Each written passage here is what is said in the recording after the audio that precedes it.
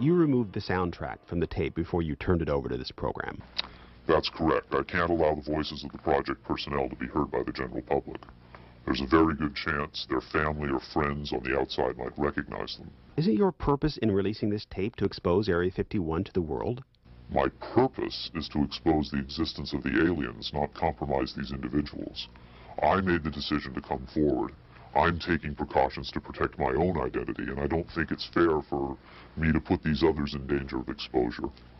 In any case, the interview on the tape went nowhere. It was interrupted, as you'll see. Can you describe for us what we're seeing? All right, we're looking at the interview suite at S4. It's kept dark for the comfort of the aliens. The figure who is just barely visible in the left foreground is the telepath, and behind the camera is a raked seating area for observers.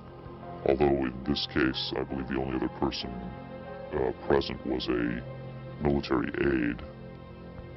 The alien is seated behind a glass partition in a biocontainment area, which is maintained at biosafety level 2, the lowest designation. That's primarily for the protection of the aliens, not us. The theory is that if they were going to infect us with an alien bug, it would have happened 50 years ago. In fact, all the indications are the aliens eliminated microbial and viral life from their own ecosystem long ago.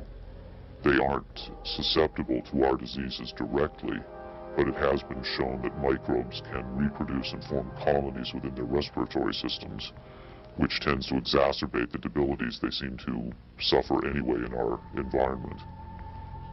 In fact, you can see here the alien is beginning to flag. The interview was not going well. The telepath was trying to clarify some points from a previous interview, but he wasn't receiving coherent responses. As you can see, the being is in real distress. At this point, the telepath is sending out a message to the medical staff. He's trying to communicate with the alien, but he's getting no response.